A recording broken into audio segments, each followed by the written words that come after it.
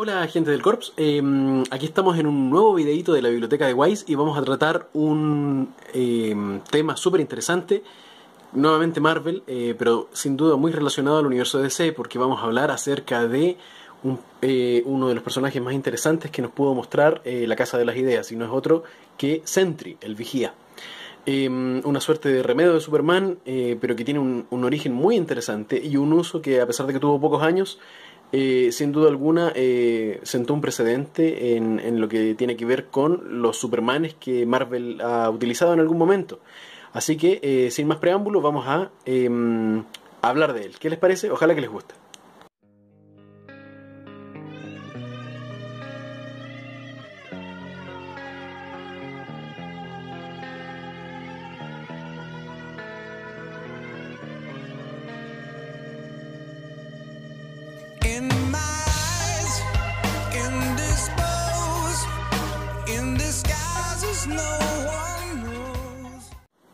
Ok, empecemos entonces hablando acerca de el origen de este superhéroe.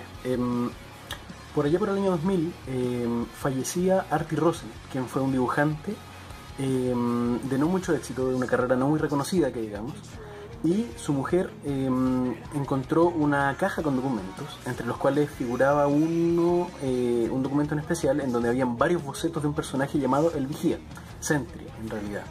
Y uno de ellos, el primero de ellos, por así decirlo, databa del año 1961 y estaba incluso firmado por el mismísimo Stan Lee.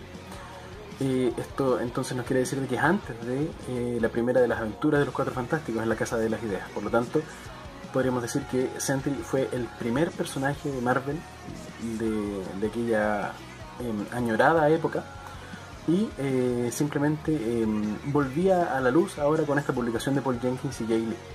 Hubo una expectación mediática importante, particularmente más adelante, ¿cierto? Pero tiene una sola particularidad, y es que esa historia es falsa. Es falsa porque en realidad era solamente para darle un poco de juego a la historia interna del Vigía, que tiene mucho que ver con toda la humanidad y todos sus compañeros superhéroes, olvidando que él era el más importante de los héroes, una especie de Superman del universo Marvel. Uno más de los Supermanes del universo Marvel. Ahora, ¿cuál es la verdadera historia de su origen? Paul Jenkins, quien figura ahí como autor, y Jay Lee, dentro de la línea Marvel Knights, tiraron este proyecto acerca de un superhéroe con poderes ilimitados. Por ahí se dice que tienen la fuerza de 1000 soles en explosión, o la fuerza o el poder de la explosión de 1000 soles. A veces se dice de 1.000.000. En fin, la cosa es que es un tipo completamente OP, ¿no es cierto? Pero con conflictos bastante reales, precisamente derivados de su gran poder, y de otro problemita que tiene que ver con una suerte de dualidad en sus habilidades. Por cada acción buena que hace el Vigía hay una contraparte llamada el Void, el vacío, que deshace lo que él han dado, deshace todas las obras buenas que él ha hecho. De alguna forma trata de balancear este equilibrio, esta parte llamada el vacío, y de alguna forma el Vigía también, a pesar de ser el gran salvador de la humanidad y el primero de los héroes, el mejor de los héroes, es al mismo tiempo su más grande amenaza. Algo que suena un poquito, ¿no es cierto?, en vista del estreno de algunas películas del año pasado. Ahora, ¿de qué se trata esta historia? Son 5 números de la serie Marvel Knights, como les decía, y en él se nos cuenta la historia de un tipo común y corriente, casi como al inicio de cualquier senda del héroe.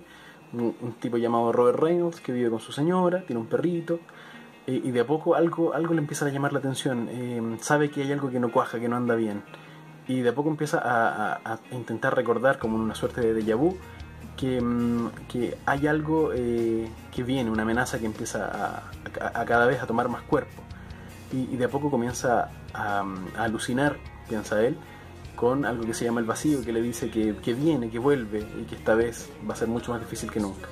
Con el correr de los números empieza él a recordar que esto no es una alucinación, es algo real. El vacío existe y viene, y él de a poco empieza a buscar, ya convencido de que en efecto todo el mundo lo olvidó, incluso él mismo, empieza a buscar cómo fue que esto pasó, y se da cuenta de que tiene que recurrir a sus amigos héroes. va a donde Reed Richards, conversa con Spider-Man, conversa con Hulk, quien debido quizás a su naturaleza cambiante es el único que lo recuerda, pero nadie va a tomar su palabra en serio, por supuesto. Y finalmente, de a poco también todos comienzan a recordarlo, y en algún momento recuerda que para vencer al vacío la única forma de hacerlo fue lograr, gracias a sus prodigiosos poderes psíquicos y desconocidos prácticamente, que todo el mundo lo olvidara, junto con él mismo incluso. Y de esa forma logra derrotar al vacío, que no tiene, por así decirlo, un acceso al mundo real. Es una historia bastante entretenida, un ejercicio, un ensayo, si se quiere, sobre el mundo superheroico, bastante interesante. No es una copia, simplemente un plagio a Superman, todo lo contrario. Sin duda está basado, prácticamente todo superhéroe está basado en el primero de todos y en el mejor de todos, que es Superman, pero es una deconstrucción, si se le quiere llamar así, del arquetipo superheroico moderno, ¿ya? Del superhéroe como Dios que camina en la Tierra. Eso entonces con el Vigía. Pasemos ahora a conversar un poquitito acerca de qué es lo que pasó en el año 2005, en enero del 2005, cuando Brian Michael Bendis, después de mucha inactividad del personaje, decide que lo quería como un peso pesado para su nuevo lineamiento de Vengadores. Durante el primer arco de los Nuevos Vengadores, que se llamó Fuga, ¿no es cierto? Breakout, Daredevil, Matt Murdock, ¿no es cierto? Y Luke Cage, que en el fondo es su guardaespaldas, está contratado como su guardaespaldas, son recibidos en la balsa, en esta penitenciaría de máxima seguridad, por Jessica Drew, que la vemos ahí, ¿no es cierto? Spider-Woman. Y que ella, como agente de S.H.I.E.L.D., tiene que escoltar a toda visita para ir a visitar a cualquiera de las personas que están cautivas en la prisión. Y ellos van a ver un preso muy especial, y ese preso es Robert Reynolds, quien es el único en toda la balsa que solicitó ser encarcelado ahí porque dijo haber asesinado a su propia esposa, ¿ya? Lindy Lee. Y obviamente Nick Fury en ese momento, cuando si el ser más poderoso de la Tierra, o en el fondo es lo que constaba por ahí en algún dossier escondido de Chico, dice que asesinó a alguien y que quiere estar recluido, no se le pregunta mucho y se le recluye simplemente. Así parte la historia en el fondo de Fuga. Conocemos poco del personaje, solamente sabemos que está muy asustado de usar sus poderes. Hay una escena muy controversial en donde defiende a los superhéroes de street level, por así decirlo, de Carnage. Incluso se lo lleva al espacio y lo parte en dos. Algunos lo consideran una falta de respeto tremenda, porque en el fondo constituyó una muerte canónica, o no por lo menos una desaparición importante, y que es canon del personaje Carnage. Pero de todas maneras sirvió para ilustrar bastante bien el alcance de los poderes de Sentry. No hemos hablado de eso, solamente hablamos de la dualidad de lo que se dice, pero en el fondo de a poco nos vamos dando cuenta de que, aparte de tener super fuerza, super velocidad, ser prácticamente invulnerable, de a poco nos vamos a dar cuenta de que el tipo es prácticamente inmortal. O sea, es una cosa, realmente es una deidad, es un nivel de poder nunca antes visto para el universo Marvel, quizás salvo en las figuras de algunos personajes del panteón cósmico, si se quiere, o de los dioses. Sin embargo, es bastante interesante lo que hace Bendis, a pesar de que por supuesto no está al nivel de lo que hizo Jenkins en la serie sola.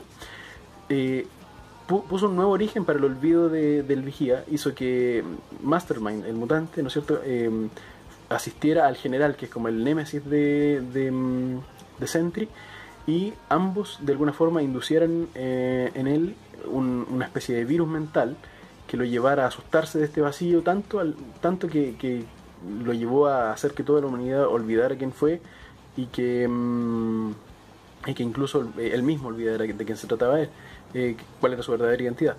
Y hay algo bastante interesante, casi un rompimiento de la cuarta pared, porque de alguna forma Bob Reynolds, gracias a sus poderes psíquicos, empezó de alguna forma a enviar mensajes a la mente de un dibujante de cómics, que no es nada más ni nada menos que Paul Jenkins, quien sale dibujado dentro de este cómic de los Nuevos Vengadores. De hecho, hay una parte en donde habla con Lindy y no la puede dejar de ver, y él le pregunta por qué no la puede dejar de ver, y él le dice que nunca había visto a una de sus creaciones en carne y hueso, y no lo puede creer. Ahora, obviamente, después se da cuenta de que no era una creación de él, sino que simplemente había sido una suerte de receptor para la emisión mental de Reynolds, quien estaba tratando de alguna forma salir a la luz, volver a ser quien era.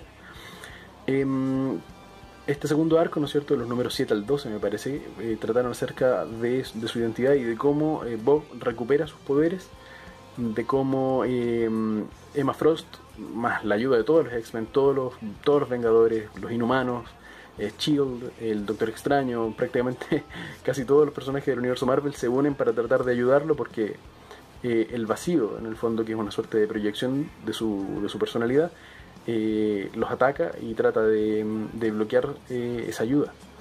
Finalmente, el Vigía queda como parte del equipo de los nuevos Vengadores de Bendis, pero a pesar de ser un ser muy, muy, muy poderoso, se le nota siempre su estado de actuar, no jamás toma la iniciativa, y de poco nos vamos dando cuenta de que hay otros diagnósticos que corren para él.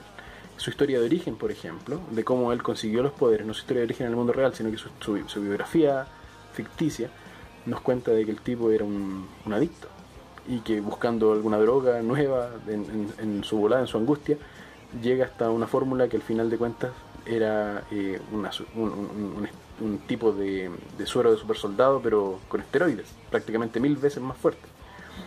Y en el fondo el tipo es un don nadie. Y esa es y la fórmula habría funcionado en él o en cualquier otro. Y ahí, por ahí después vamos a hablar acerca del siguiente volumen del Vigía, que pudo sacar Paul Jenkins precisamente gracias al éxito que tuvo el personaje en Los Nuevos Vengadores, y ahí se recaban mucho más detalles de eso. Okay, entonces, en este segundo volumen que pudo sacar Paul Jenkins del Vigía, gracias precisamente a la vitrina que le dio Brian Bendis con sus Vengadores, con sus Nuevos Vengadores al personaje, ahí podemos ahondar un poquitito más en el personaje en sí, y en cuál era la idea que él tenía para con la idea de este personaje superheroico tan poderoso.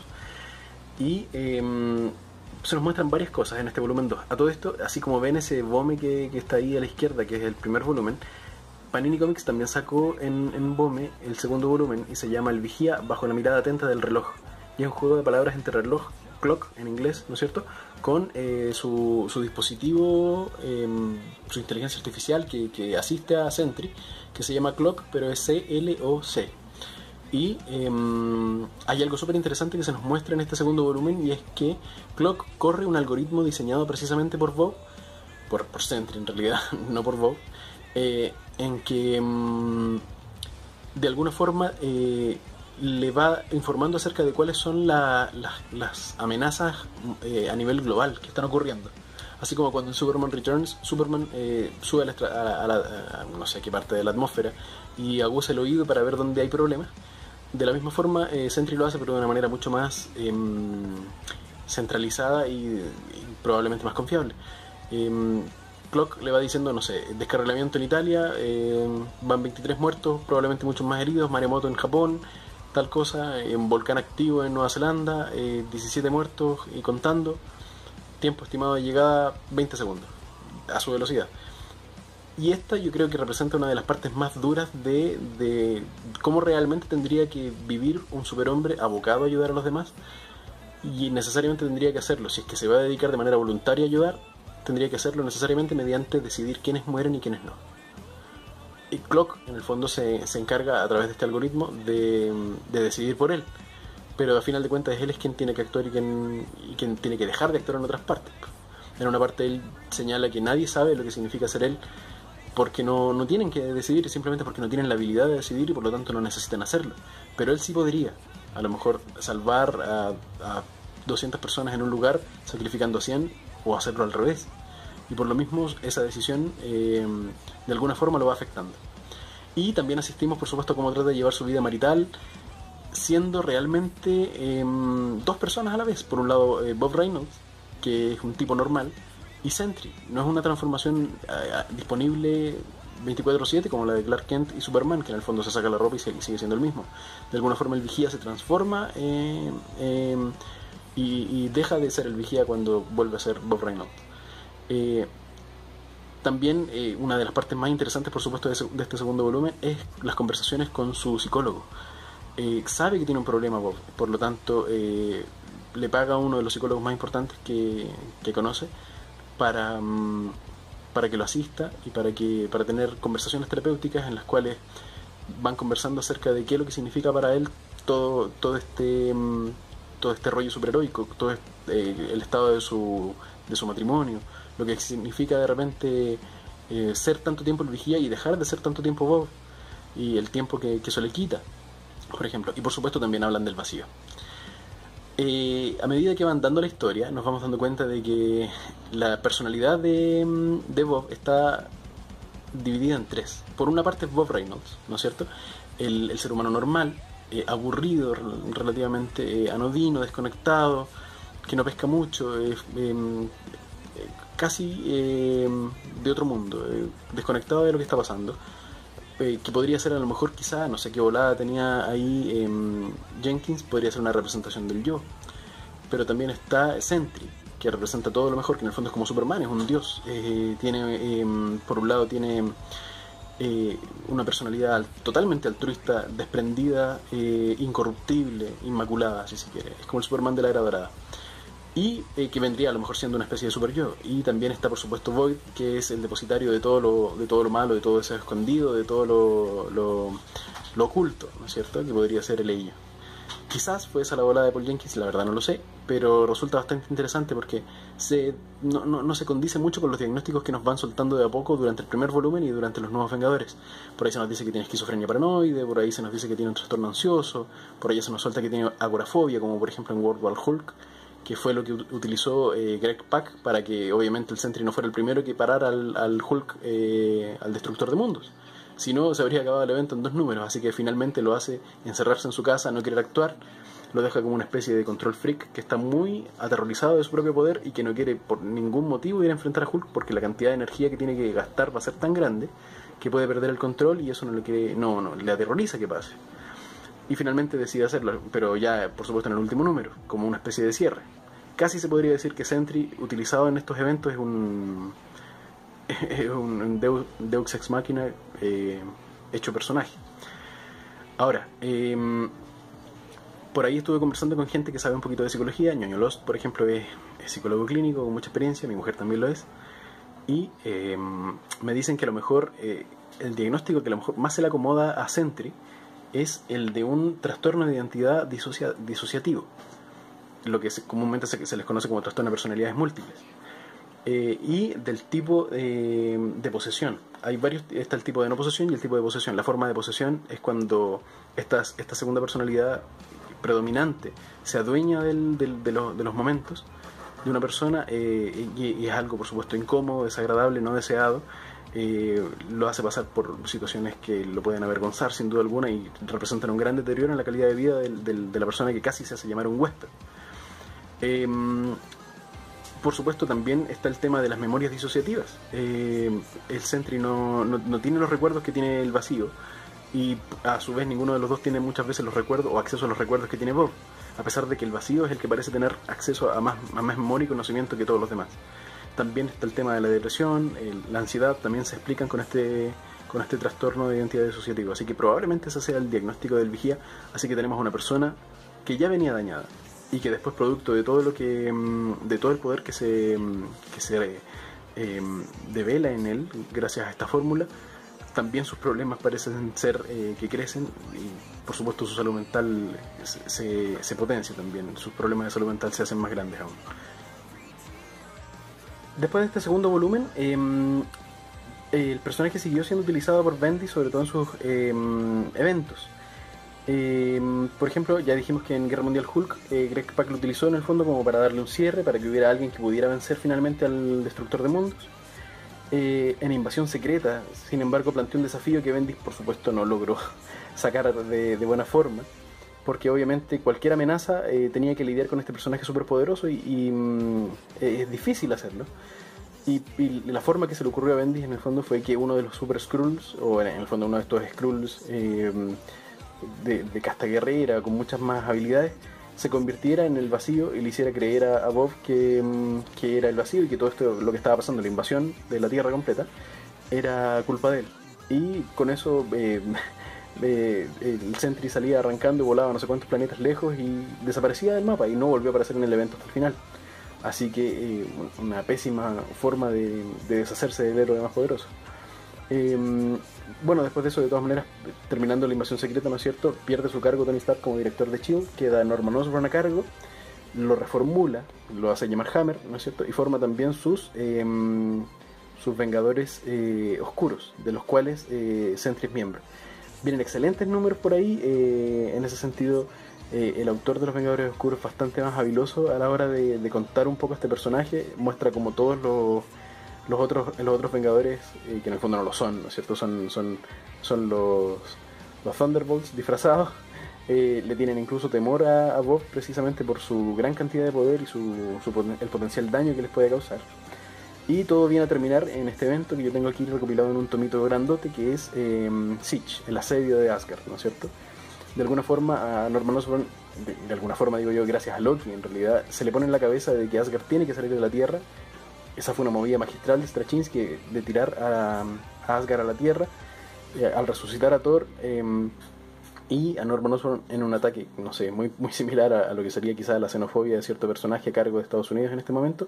Se le pone de que estos vecinos representan una amenaza para Estados Unidos y tienen que salir.